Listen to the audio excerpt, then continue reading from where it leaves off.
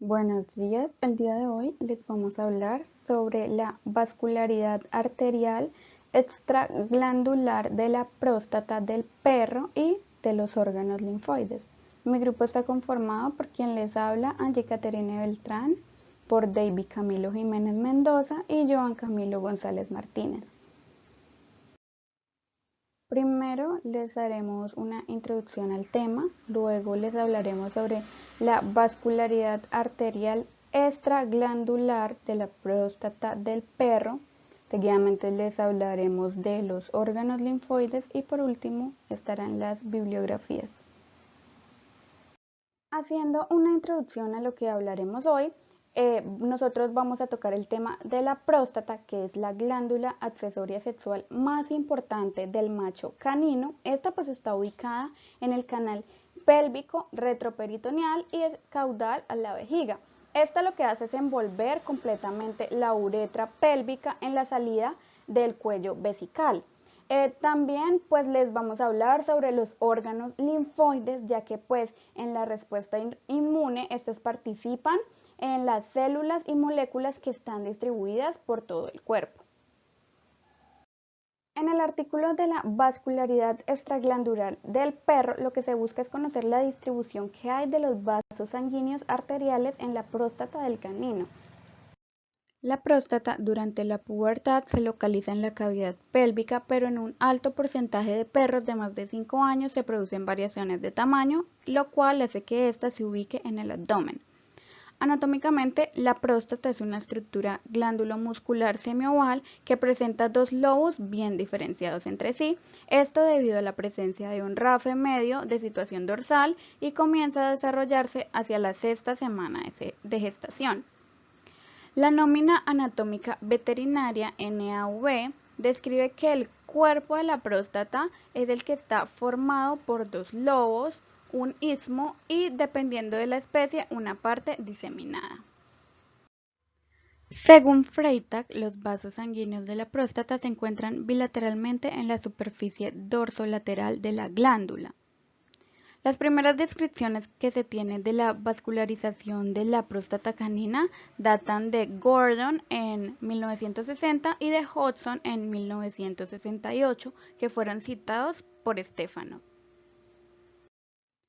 El aporte arterial de la próstata deriva de la arteria ilíaca interna, que continúa en la arteria pudenda interna, la cual pues es un vaso más pequeño y ventral que corre en dirección caudal sobre el tendón terminal del músculo psoas menor.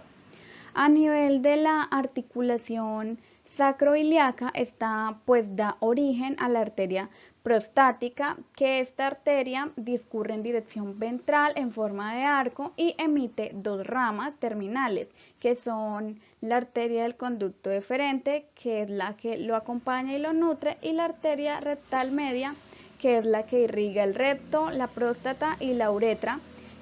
Las ramas arteriales entran a la próstata en la superficie dorsal y dorsolateral de la glándula.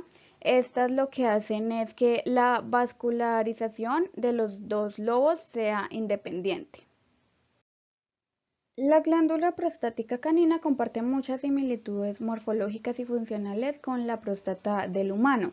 Las similitudes de las enfermedades de la próstata entre ambas especies han llevado a que se hagan muchos estudios sobre las lesiones de la próstata en el perro.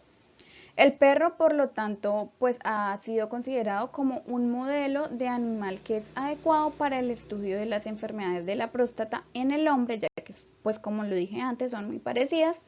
Enfermedades como lo pueden ser la hiperplasia benigna, el cáncer, y de esta pues se pueden desarrollar tratamientos que han sido efectivos.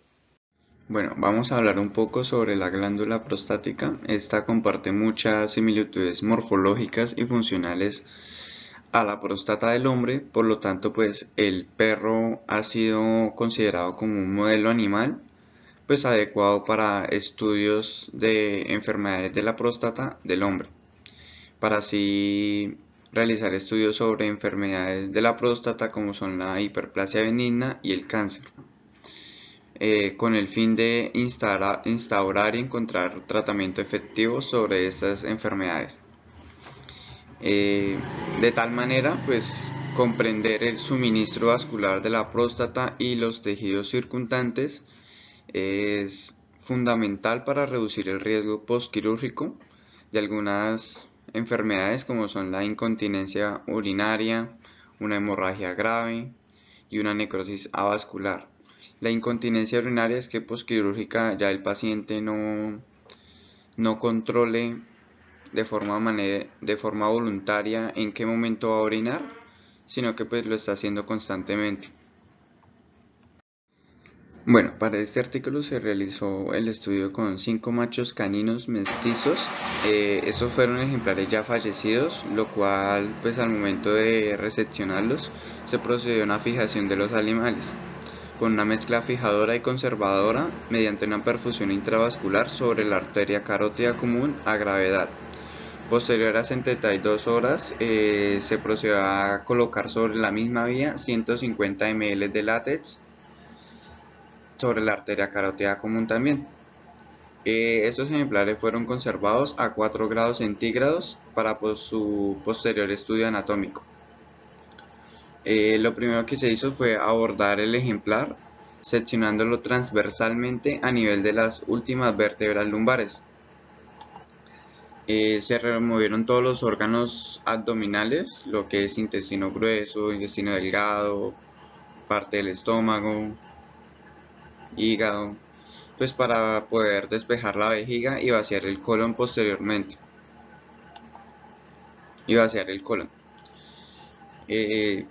Posteriormente pues se realizó la sínfisis pélvica, se despejó la próstata, uretra y todos sus vasos alrededor del mismo. Se disecó y se observó mediante lupa de 5X los vasos arteriales regionales y pues se describieron los vasos visualizados a partir de la arteria pudenda interna y las ramas que ingresan a la próstata. Las ramas que ingresan a la próstata, esto deriva desde la arteria ilíaca interna que continúa en la arteria pudenda interna, la cual es un vaso un poco más pequeño y ventral que corre en dirección caudal sobre el tendón terminal del músculo menor. Y a nivel de la articulación sacroiliaca, esta da origen a la arteria prostática. Aquí encontramos arterias que participan en la irrigación prostática observada mediante una técnica de inyección. 2 de los 5 intravascular con látex. La arteria prostática discurrió en dirección ventral observar, originando que la arteria del conducto deferente de la rama craneal prostática en el número 3, la arteria del conducto deferente que es de la rama craneal, el número 4 la 3 de 5 arteria rectal medial que es de la rama caudal, en el número 5 encontramos la arteria prostática craneal, 5 perros en el número 6 la arteria prostática medial, en el número 7 la arteria prostática caudal y de las arterias prostática medial y caudal que es de la rama de la arteria rectal medial. La arteria uretal, si pueden observar en la figura 1 la próstata, la uretra y la vejiga, pues las arterias prostática craneal, medial y caudal se originaron directamente de la arteria prostática, no evidenciándose en las arterias del conducto deferente y rectal medial. Aquí encontramos arterias que participan en la irrigación prostática observada mediante una técnica de inyección intravascular con látex. Como podemos observar, en el número 2 encontramos la arteria prostática, en el número 3 la arteria del conducto deferente que es de la rama craneal, en el número 4 la arteria rectal medial que es de la rama caudal, en el número 5 encontramos la arteria prostática craneal, en el número 6 la arteria prostática medial, en el número 7 la arteria prostática caudal, en el 8 la arteria vesical caudal que es de la rama uretal, la arteria uretal, la próstata, la uretra y la vejiga.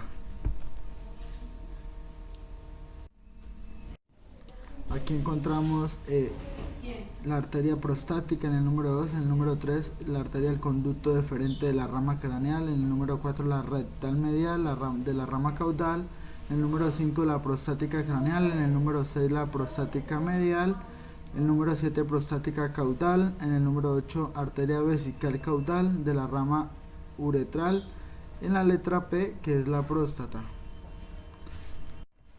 Consiguientemente encontramos aquí las arterias que participan también de irrigación mediante una técnica de inyección.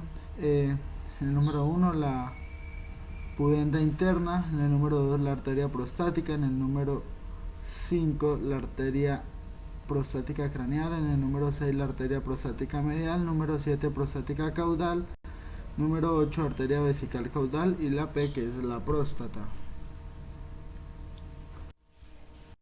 Bueno, los resultados de este estudio describen a la arteria pudenda interna de origen de la arteria prostática y la arteria prostática en analogía con el indicado de NAT, que corre en dirección ventral originando la arteria del conducto deferente de la rama craneal y de la arteria rectal medial, que es de la rama caudal.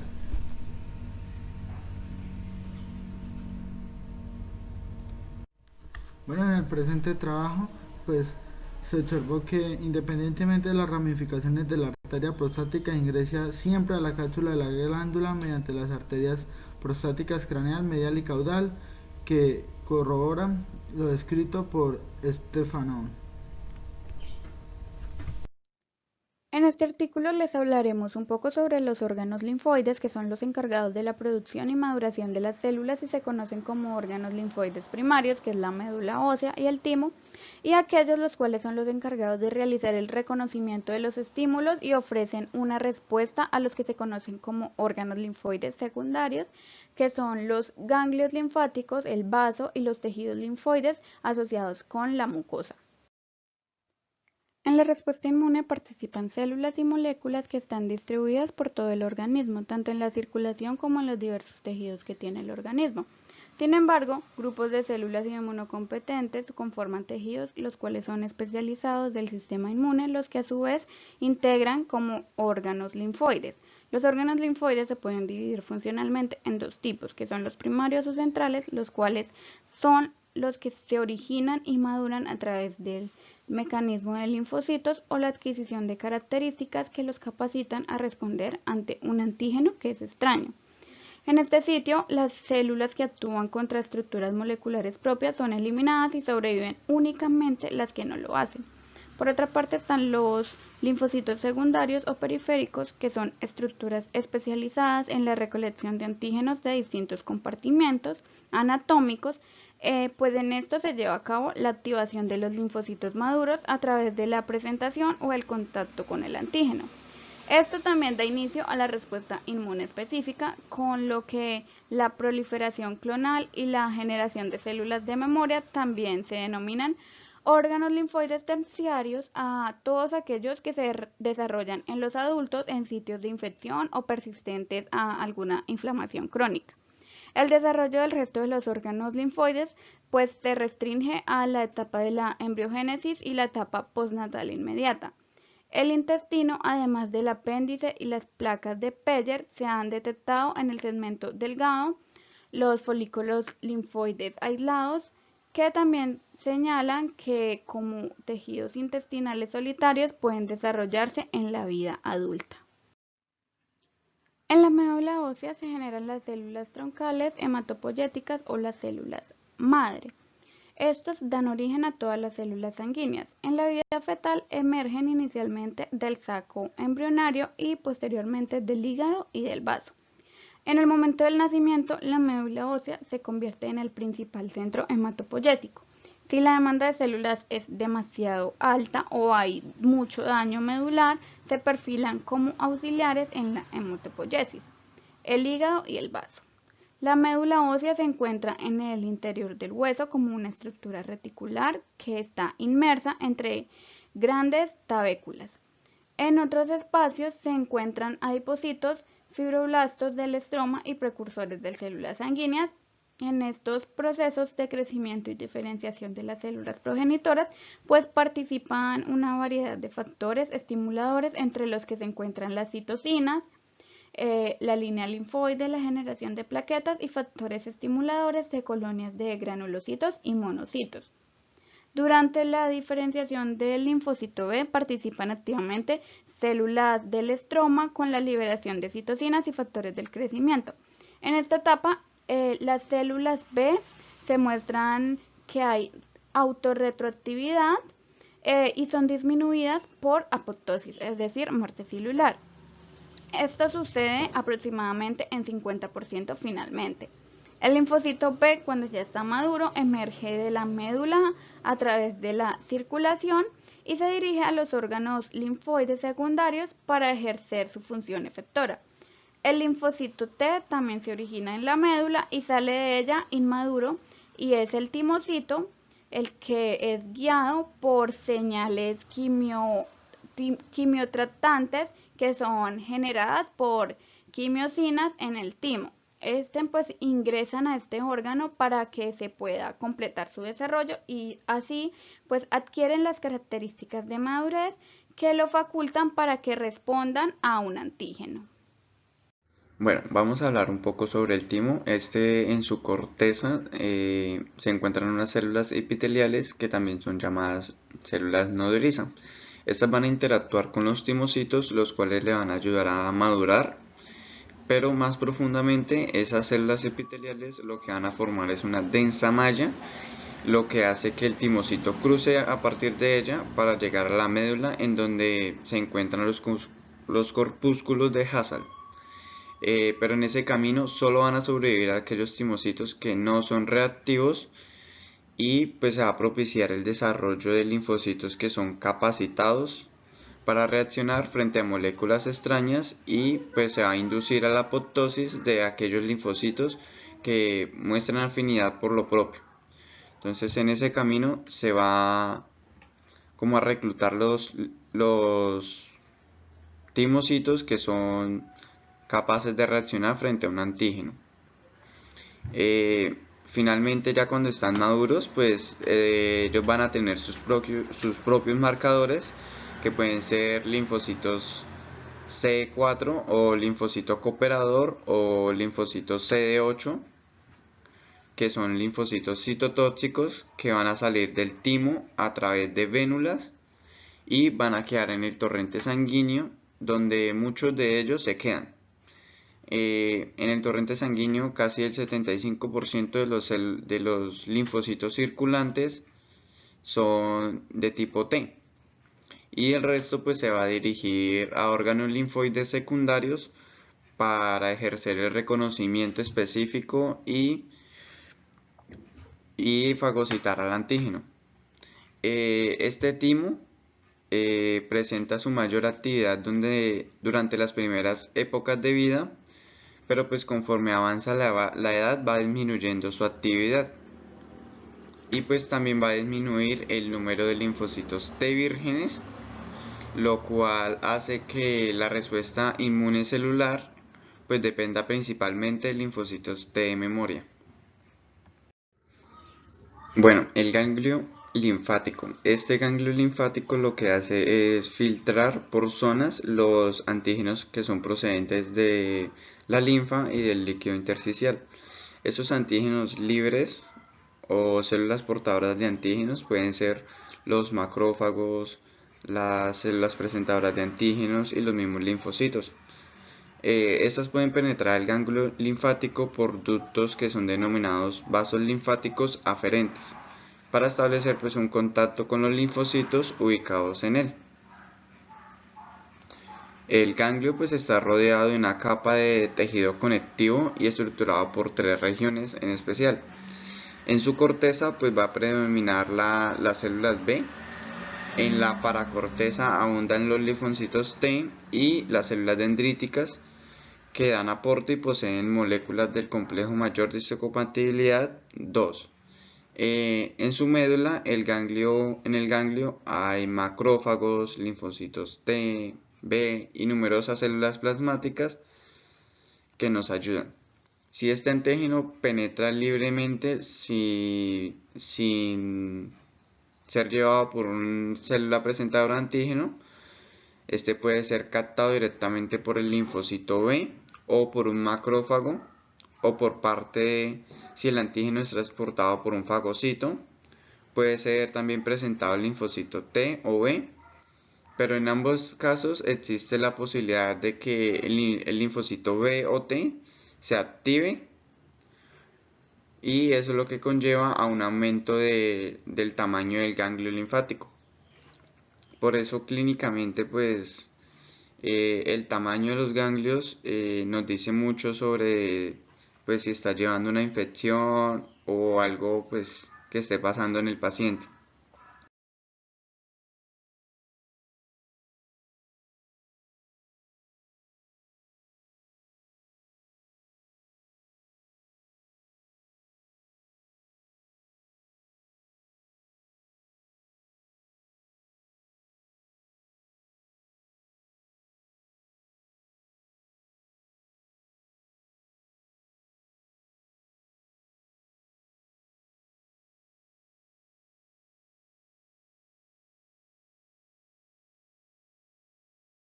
Antes de empezar quiero darles una breve descripción de una información que es muy buena acerca del vaso. El vaso filtra la sangre de manera similar como los ganglios filtran la linfa. Este mecanismo es uno de los más efectivos para depurar el organismo de gérmenes que de alguna u otra manera pues llegan a la circulación. Cada día la mitad de volumen sanguíneo corporal total pasa por este órgano, y en el que se lleva a cabo pues la fagocitosis, que no solo los antígenos sino también las células nescentes o dañadas están allí. El tejido linfoide asociado a mucosas pues son o folículos linfáticos. Es un tipo de agrupación de células linfoides sin organización o estructura, pues que se encuentran asociados a la mucosa y que forman parte de una serie de localizaciones linfoides que repartidas por el organismo. Son un depósito de tejido linfático, incluyendo en fibras elásticas, el músculo liso, y que a diferencia de los ganglios no tienen una cápsula de tejido conectivo.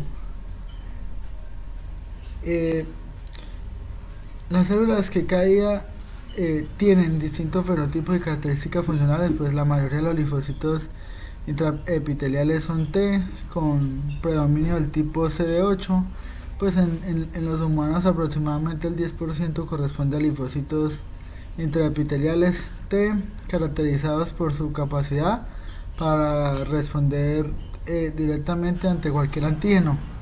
Al igual que en el resto de los órganos descritos, pues se dice que hay un tejido linfoide pues que es organizado en folículos primarios con abundantes linfocitos B, y centros germinales o folículos secundarios. Bueno, la inmunidad generada en estos sitios se enriquece con la actividad desplegada pues por la gran cantidad de anticuerpos de IgA que se encuentran inmersos a las mucosas. Bueno, entre los órganos linfoides secundarios existen variaciones tanto de la estructura como de la forma de llegada de un antígeno. Pues así al ganglio pues llega principalmente por la linfa, en el vaso y por la sangre, y pues en algunos tejidos asociados a mucosas pues a través de las células. Sin embargo, pues el proceso desencadenado pues por la interacción de antígenos, las células linfoides en los folículos primarios, descrito en la sección correspondiente del ganglio, pues se realiza de manera similar en los diferentes órganos secundarios.